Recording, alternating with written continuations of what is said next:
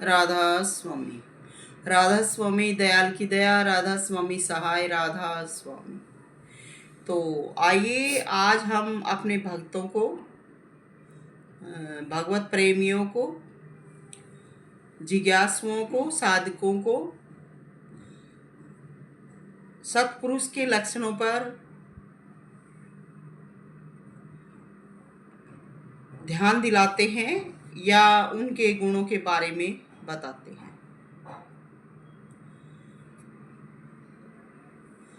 मैं आपको बताना चाहती हूँ कि सत्पुरुष में या मर्यादित पुरुष में क्या क्या गुण होते हैं और होने चाहिए। सबसे पहले जो सत्पुरुष होते हैं वो चिंतनशील होते हैं, अंतर में हमेशा मालिक के ध्यान में रहते हैं और बाहर की कार्रवाई भी बहुत सतर्कता व गंभीरता से करते हैं, क्योंकि भारी जो कार्रवाई होती है वो गलत हो जाए तो परिणाम बहुत ही भयंकर निकलते हैं। जीव पहले से ही अज्ञानी है, नादान है, तो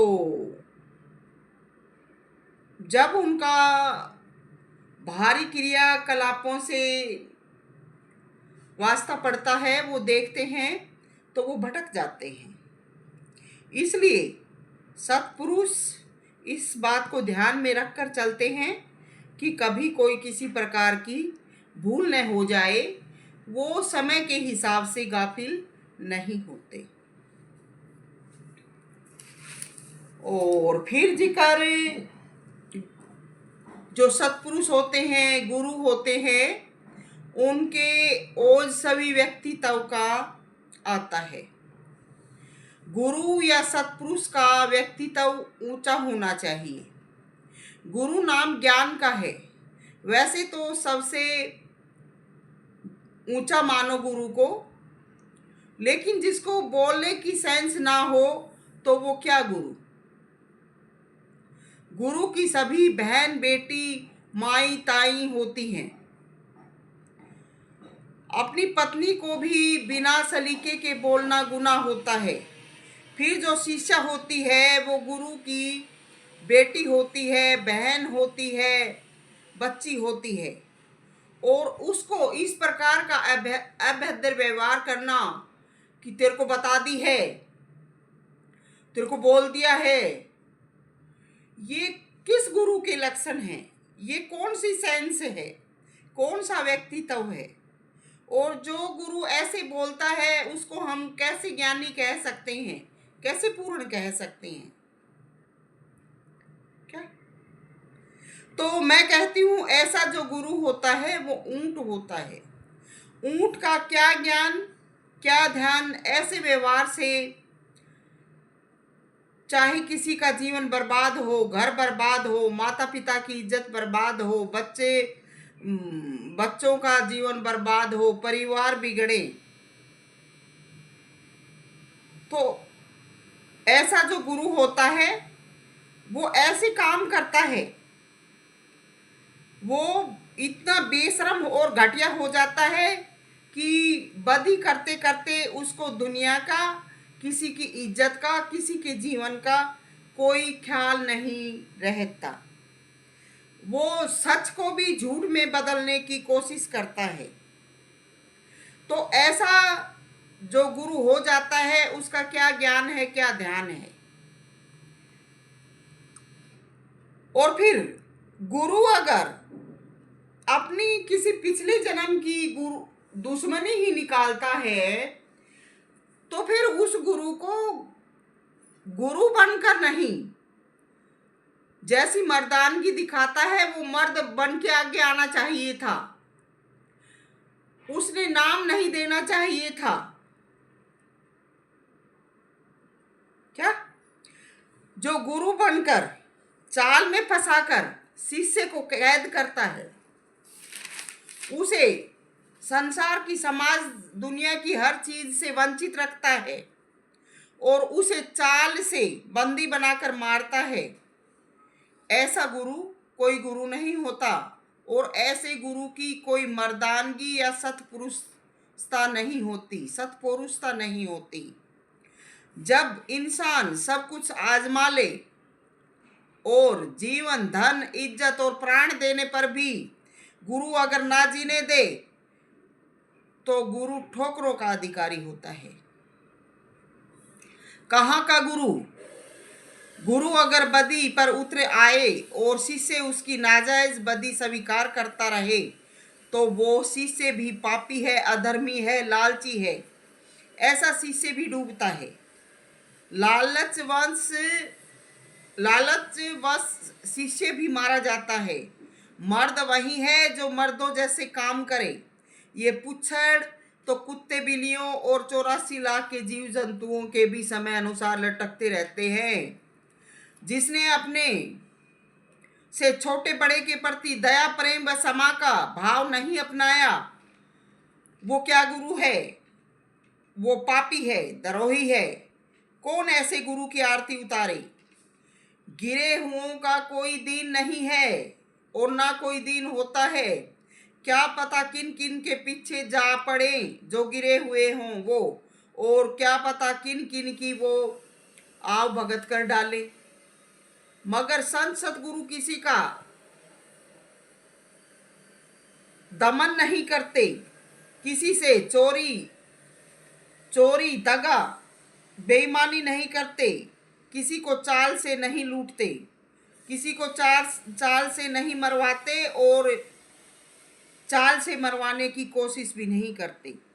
जो इस प्रकार के होते हैं और नाम अपना संतों में गिनवाते हैं और अपने आप को त्यागी वैरागी दुनिया में जताते हैं तो समझो उनका अंत आया हुआ है।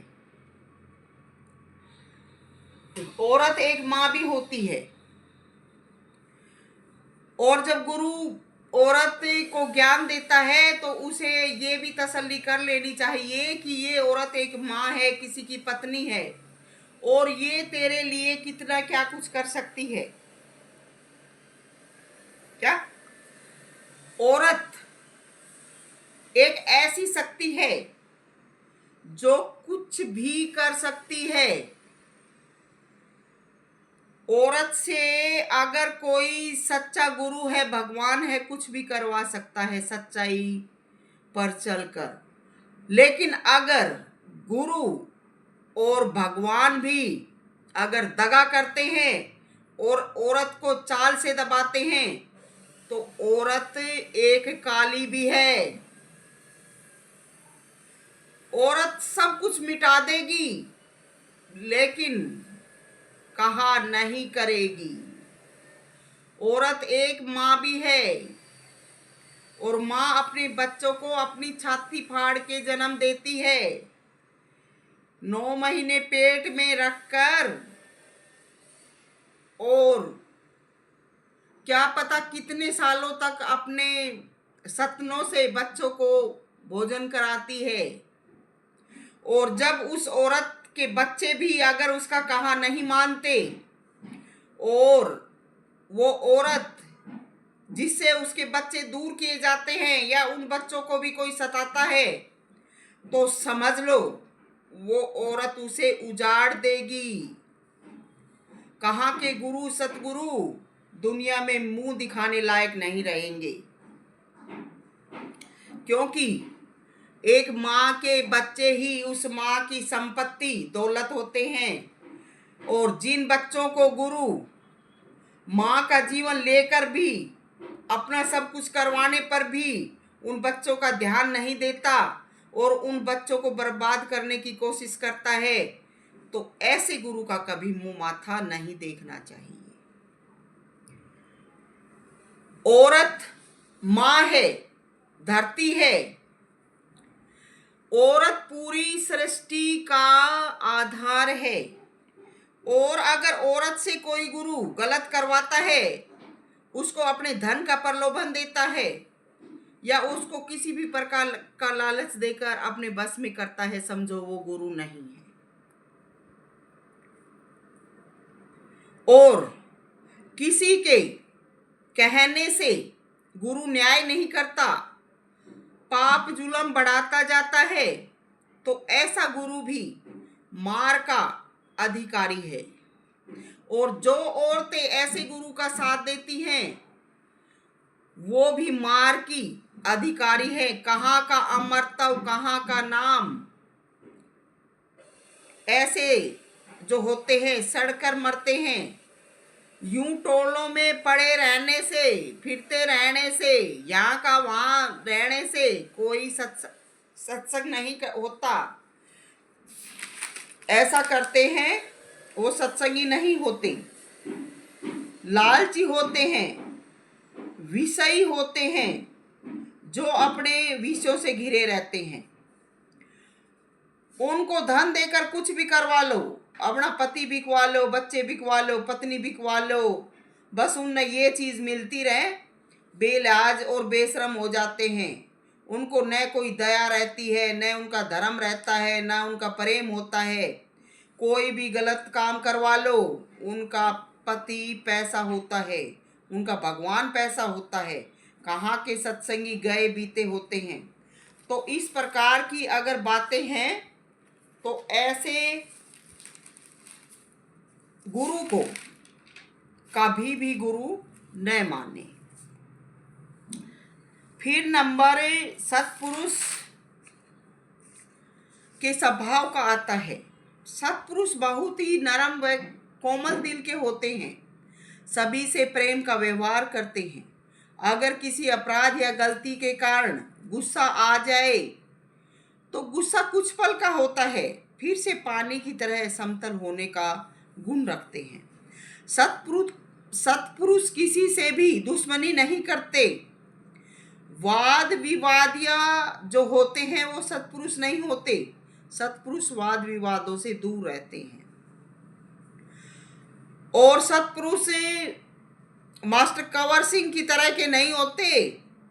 अभी 16 मार्च की बात है, रेवाड़ी से आगे राजस्थान में झर जिला आश्रम का सत्संग था। तो झर जिला का रास्ता रेवाड़ी से होकर निकलता है। हम गुरु टेक सिटी रेवाड़ी में इसी रोड पर रहते हैं। हमारे गुरु टेक सिटी से कुछ दूर कसोला चौक पड़ता है। वहां पर मेरा गुरु अपना काफिला लेके आया और वहां पर लूटू खाऊ बहुत से नीचे नीचे अपनी जमीन जायदाद बना ली। लोगों से भंडारों के नाम पे पैसा इकट्ठा करते रहते हैं और उस पैसे ने नीचे नीचे दे के अपना नाम कर देते हैं कि ये पैसा हम अपनी मेहनत से दे रहे हैं। तो वहां पर आया, गुप्त रूप से फोनों पर सूचना दे दी जो इनके चमचे बने पड़े से उनको, और सभी नीचे नीचे वहां आए। अच्छा भोजन भंडारा किया और जहां पर 40-50 लाख सेवा मिले तो गुरु क्यों अपना शिष्य ने बताओगा क्या? चुपचाप अपना भोजन जिम के लेके पैसे निकल गया, पेट भर के हो गया रवाना। एक मैं ऐसी शिष्या हूं जो वहां पर नहीं पहुंची, क्योंकि मुझे एक बार भिवाड़ी में किसी के वो घर गई थी, कोई उन दोनों में एक साथ ठंड थी, तो उसके वहाँ घर के पास जिम का उद्घाटन करने आए थे। हम वहाँ चले गए तो हमारे साथ झगड़ा कर दिया कि तुम वहाँ क्यों आए थे, उस दिन का दिन है, चाहे वो हमारे पड़ोस में बैठ के चले। जैसे गुरु महाराज चाहे वो रोड पे निकले शहर से हमारे घर के बाहर चक्कर लगाओ जे। मैं कभी नहीं जाती हूँ किसी के घर उसके दर्शन करने के लिए। मैं सीधा आश्रम ही जाती थी, आश्रम से घर, घर से आश्रम। तो वहां पर मैं नहीं पहुंची। तो एक शिष्य जो रोज दरबार में उसका खाना लेके जाता है, उसकी सब चीजें लेके जाता है, और वो वहां नहीं पहुंचता, तो क्या गुरु का ये फर्ज नहीं बनता कि क्या कारण है भाई, यहाँ पर तो नजदीक है, वो क्यों नहीं आया? और आजकल तो कोई संदेशा दे के भी भेजने नहीं पड़ते यार, एक के पास जेबों में फोन डले हुए हैं। क्या ये जानने का कोई हक नहीं बनता?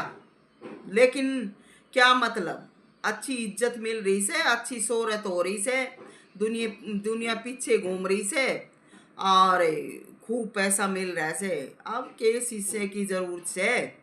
और शिष्य घने बना लेगा पैसे खुआ के, लुटा के, जमीन जायदाद दे के। तो ये जब इस प्रकार का गुरु हो तो आप क्या कहेंगे? हम्म? जब हम भिवानी चले गए किसी के घर, तो आज जब हम आश्रम में गए तो हमारी वहां पे बहुत बेइज्जती की, और हमारे साथ जो सलूक किया वो हम ही जानते हैं। तो हम माँ बेटी या हमारा परिवार है, आमियों किस्से के हांडे से हम कभी नहीं जाते हैं, चाहे कितना भी करीब हो। तो बस अपना पेट भर के चला गया, क्या ये एक अच्छे गुरु के लक्षण हैं? अच्छे माता पिता या गुरु अपनी संतान को डांटते हैं तो वो प्यार भी देते हैं, और फिर वो दोबारा से सबके अंदर उनकी इज्जत भी करते हैं। लेकिन क्या मास्टर कहूँ, क्या गुरु कहूँ, क्या संत कहूँ, के सतगुरु कहूँ, लेकिन मिस्टर कंवर सिंह जी तो इज्जत भी करवावे, सेवा भी करवावे, और वो भी डंडे के तान। भोजन देने पानी, आर कह बन जा मेरी रानी। है ऐसे का कौन रोबोट है? प्यार प्रेम से ही लोग बाग नहीं पूछते हैं। लोगों को कितना कुछ भी दो, जितने समय खावेंगे तो खाते खाते भी आंख काट देंगे। आगियो ईसा तेरे कन कितना आ गया, मेरे कन क्यों कोनी। तो प्यार प्रेम से लोग बाग नहीं पूछते। जब देखो पागल कुत्ते की तरह नेस निकाल निकाल के ने और पाड़ने की तरह दौड़ता है, घूरता रहता है। कभी भी ये नहीं कि ये गुरु पद पे है तो प्यार प्रेम से, कभी किसी बार त्योहार पे या कभी तो प्यार प्रेम से बोल लो। क्या ये गुरु के लक्षण हैं? आखिर मैं सविता भी कब तक सहन करूं? और इससे आगे गुरु के व्यक्तित्व के बारे में जिक्र आता है कि गुरु निष्पक्ष होता है। गुरु किसी का पक्षपात नहीं करता। लेकिन मिस्टर कंवर सिंह तो सेवा तो मारत करवावे, धन संपत्ति अपने बेटे पत्नी और जो ठगी बग्गी के इकट्ठे हो रहे से उनकी बनवावे। क्यों? मारे कोई दिल आत्मा नहीं है, मारे शरीर नहीं है, हम डांगर पशु सा है जो सब कुछ करवा के हमारे जेवड़े निकाल दिए जंगल में। तो ऐसा जो गुरु हो से वो भी काणी कोडी का नहीं होता। और जब शिष्य सामर्थ हो जाए तो गुरु का धर्म बनता है अपने शिष्य को पास बुला के उसके दुख सुख के बारे में पूछे, उसके घर परिवार के बारे में पूछे। लेकिन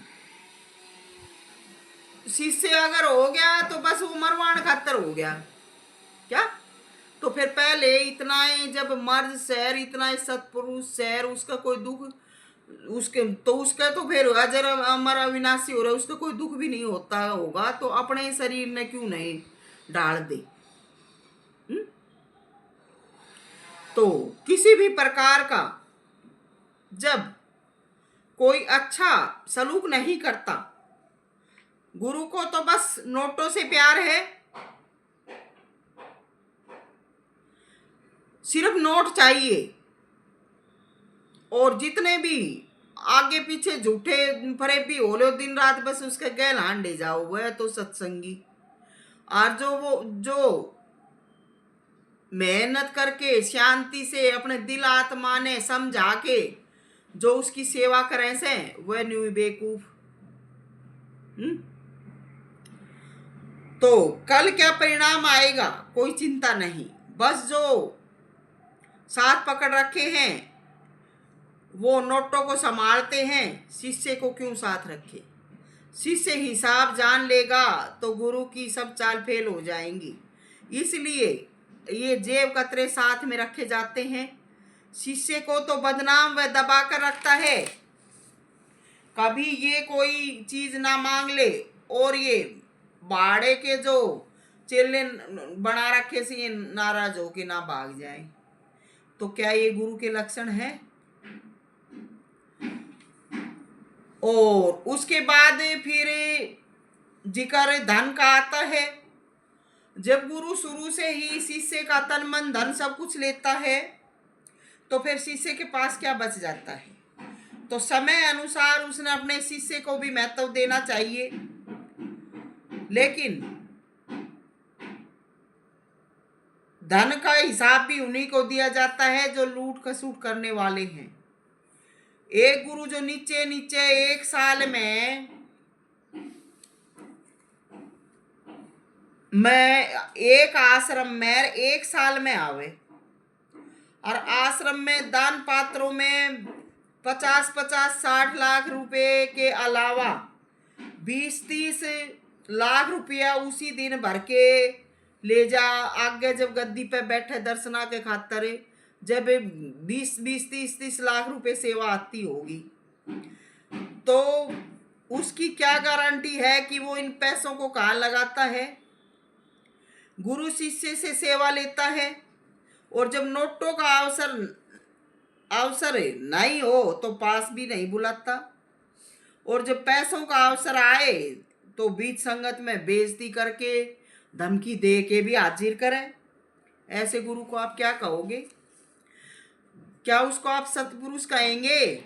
मैं सविता राधा स्वामी तो ये गुण प्रकट करने के लिए मजबूर कर डाली हूं, तो आप भी बताएं आप क्या कहेंगे। भिवानी दिनोद में एक साल में 5-6 दोनों के मिला के 5 या 6 बड़े सत्संग होते हैं, और इन सत्संगों में 1-1.5 करोड़ के करीब सेवा आती है। सेवा यानी रुपया आता है, पैसे आते हैं, और भंडारे दूसरे सेठ साहूकार देते हैं। और पूरे साल में हर सप्ताह किसी न किसी आश्रम में सत्संग होता है, और सप्ताह में फिर जो 4-5 दिन बचे से 6 दिन बचे से उनमें चरण फेरी करता है। तो साप्ताहिक सत्संग में कम से कम दान पात्र व डायरेक्ट सेवा 35 या 40 लाख के करीब आती है। और डेली जो चरण फेरी करता है उसमें कोई 51,000 देता है, कोई 1 लाख देता है, और जो बड़े बड़े सेठ साहूकार से कंपनी खोल है या और कोई बड़ा जमीन जायदाद का काम करे तो 4-5 लाख रुपए देते हैं। और इसके अतिरिक्त दिनों में 3 टाइम दर्शन देते हैं, गद्दी पे बैठते हैं। इन 3 वक्तों में 800-900 की संख्या में इंसान आते हैं, सत्संगी कहो, इंसान कहो, व्यक्ति कहो, आते हैं, संगत आती है। और वो संगत भी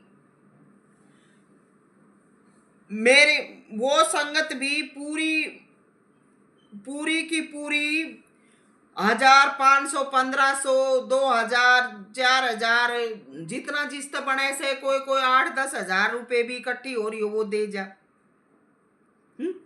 और इसके अतिरिक्त साल में कितने त्योहार आते हैं, उनमें दिनोद में पूरी संगत जाती है 2-4 दिनों के अंदर, और उन दिनों में पूरी की पूरी संगत दोबारा से फिर ऐसे ही सेवा देती है जैसे सत्संगों में देती है। मिठाई, फ्रूट, कपड़े जो भी बनता है उतना ही, मतलब जी जान से संगत ये चढ़ावा चढ़ाती है।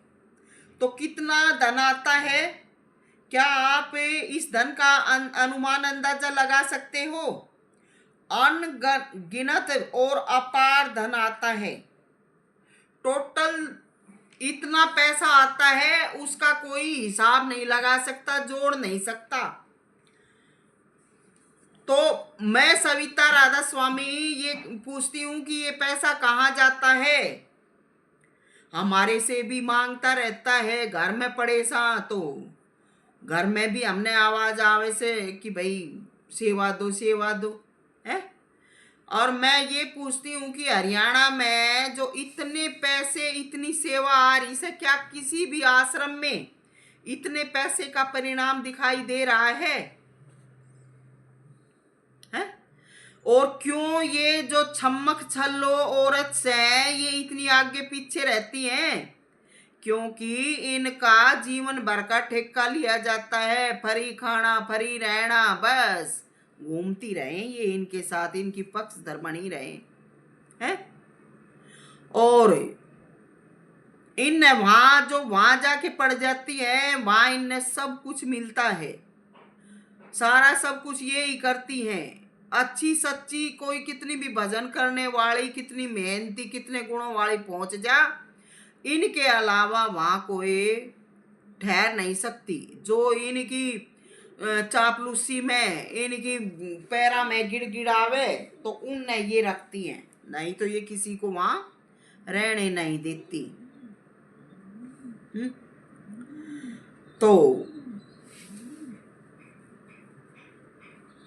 मेरे सच्ची होने की वजह से मुझसे वैर बंद, ताकि पूरा का पूरा पैसा गबन कर लें और पैसे के बल पर पूरी हुकूमत हाथ में ले ले।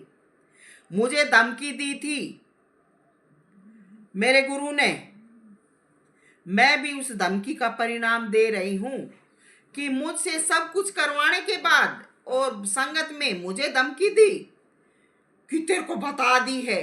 मैं भी ये देख रही हूं कि मेरे को क्या क्या बता दिया है और क्या क्या बाकी है। सब कुछ करवा के, जिस तरह से माँ बाप संतान ने जन्म दे दे, पाल पोस दे और उसने ब्याह शादी करके लायक बना दे, और उसके बाद फिर संतान न्यू कह देख तू मेरी कौन। गुरु ने भी यही व्यवहार करा, क्या सारा सब कुछ करवा लिया, सारी उम्र अपना सेवा करवा ली, अपने घर रिश्तेदार, अपना आश्रम पाल लिया, और अपने परिवार जो विदेश में पड़े थे वह उनके घर मकान बनवा दिए, पैसा ते सेवा ते, और ईब मैं कड़वी लगन लगी है। मेरे से धमकी देवे क्यों? मैंने कुछ लेके खाया से? मैंने कोई लेके खाया से? बचपन तो नादानी होती है, जीव कहो बच्चे कहो कि मेरा किक्की कसूर कर दे, लेकिन अगर ऐसा से तो इसकी शरण में आने के बाद में किसी भी पल में किसी ख्याल में भी कमी दिखा दे के, और मैं इसकी कदम कदम पर के कमी दिखा दूं, और मेरी दिखा दे यो मैंने कौन सी कमी करी, और फिर मेरे को धमकी दी है। सब कुछ करवा के मुझे बेइज्जत करना चाहता था है। मेरे बच्चे इतनी 25 25 26 27 साल की उम्र के हो रहे से हैं, और वो बच्चे इतने डिसिप्लिन में, और यो ऐसी बेकदरी करे है। इसकी कौन सी गुरुआई सही है? क्यों? क्या मैं इसकी पत्नी लगती हूं? अंतर में भगवान से हम चाहे कोई नाता जोड़ते हैं, पर हमारा तो गुरु है, और अगर हमसे कोई भूल होती है तो हमें प्यार से प्रेम से समझाने का हक बनता है, कि न कि संगत में धक्के देके मरवाना और बकवासबाजी करना है। तो क्या हम आराम का माल हैं? जब चाहे हमने यो रो रो के बुला लेवे, और जब चाहे हमने यो फेंकवा देवे। क्यों? क्या ये गुरु के लक्षण है? गुरु का हृदय तो शीत समान होता है। अपने शिष्य को गुस्सा करें तो फिर दूसरे ही पल प्यार भी करते हैं। यहाँ तो गुरु रोब से सब कुछ करवाना चाहे से है, खुद तो सारा सड़े पड़े से ऐब बुराइया में कदे करनी करी होगी, बैठ गया उन वक्ता में गद्दी पे, लेकिन आज जो करनी कर रहा है उसका परिणाम तो दिखा। ये तो हम भी मानना सा कदे सच्चा था इसलिए हमने मानना था। नहीं, हम इतने पढ़े लिखे रहे से इसके पीछे क्यों फिरते, हम क्यों होते? पर आज तो दिखाओ परिणाम, इस अपनी करनी का की कर रहे से। तो गुरु गुस्सा करे तो प्यार भी करते हैं। यहाँ तो सब कुछ रोब से करवाना चाहता है। क्या गुरु के लक्षण है ये? खुद तो सोना चांदी के बर्तनों में खाना खावे, 2.5 करोड़ की गाड़ी खेतों में, बाढ़ों में जो बाढ़ रखते हैं ना, फसल बोने से पहले जो मिट्टी ट्रैक्टर चला के या वैसे की जाती है उपजाऊ, उनमें भी इसकी गाड़ी चल है। 2.5 करोड़ की मर्सिडीज चलने से है, और 60 50 60 हजार कर्ज आए महीने बढ़ता है। शिष्य का बदनामी बेइज्जती करके घर बंद करवा दिया है। सत्संग करवाओ तो संगत को बहका डाला, आंख शक्ल मत देखो है, और ऊपर तो फिर आंख दिखावे। तो ऐसे गुरु की मैंने की जरूरत से है? हम क्यों ऐसे ऐसे गुरु की दाब में रहेंगे, अपना कमा के खा रहे सा। और जो ये पैसे अपने घर मकान और आश्रम ऊंचे बना रहे से, तो इनमें इसका के रोग से बैठ के अपना आराम कर रहे से, आराम से जी रहे से, यो सब धन गरीबों का है। उनके रोग बीमारी नहीं हटे तो ऐसे गुरु और चेले सड़ सड़ के मरते हैं। सविता पैसे की लालची नहीं थी, लालची होती तो सत्संग में नहीं आती। सविता का पिता एडमिनिस्ट्रेटिव ऑफिसर था, उसकी अपनी ईमानदारी की घनी प्रॉपर्टी थी, जीवन अच्छा जीने के लिए काफी थी। दुनिया की तरह से तो पैसा उड़ाने के लिए तो था नहीं, बाकी आराम से शांति का जीवन जीने के लिए बहुत पैसा था। और वो सारी प्रॉपर्टी मेरा पिता मेरे ही नाम करता और मैं पूरा जीवन बैठी खाती, क्योंकि उन दिनों में मैं ही सेवा करती थी अपने माता पिता की, और मैं ही उस प्रॉपर्टी की हकदार बनती। पर मेरे दिल में इंसानियत थी, सभी के प्रति कुछ करने का हौसला, जज्बा, एक विचार था, भाव था। मैं मालिक का कर्ज अदा करने के लिए धन का लालच नहीं किया। मैंने उस धन को कभी मुड़ के नहीं देखा। मैं इस नाम सत्संग की वजह से अपने सब रिश्ते नातेदारों से बुरी भली हुई, लेकिन मैं सत्य पर अटल रही, कभी धन का लालच नहीं किया। और आज भी वही वक्त है, धन के लिए नहीं मरती। धन के लिए मरती तो खुदा मेरा नहीं था, आज खुदा मेरे साथ है, तो इससे ज्यादा क्या दें। सर लेने वाला कभी गुरु नहीं होता। गुरु तो परीक्षा लेता है शिष्य की, उसको मजबूत बनाने के लिए उसकी घड़त करता है, न कि उसे आजीवन बदनाम कर करके लास्ट में किसी के बहकावे में आके है और किसी की चालों में फंस के अपने शिष्य को कभी गुरु मरवाता है। तो ये गुरु की गुरुआई है। सेवा भाव का अलग से तरीका होता है। गर्दन तुड़वाकर अगर गुरु बैठा खाता है तो वो गुरु सतगुरु नहीं है। अगर मैं गलत कहती हूं तो बताएं। गुरु अगर शिष्य को बंधवाकर डाल देता है और खुद खुले सैर सपाटे करता है और खुद बंधनों से नहीं निकला है, तो ऐसा गुरु चालाकी से शिष्य को बलि देता है और उसकी बलि पर खुद दुनिया में ऐसो आराम भोगता है। और ऐसे जीवन में छल करने वाला क्या कभी सत्पुरुष होता है, गुरु होता है? आप क्या कहेंगे? पूरी प्रकृति में गुरु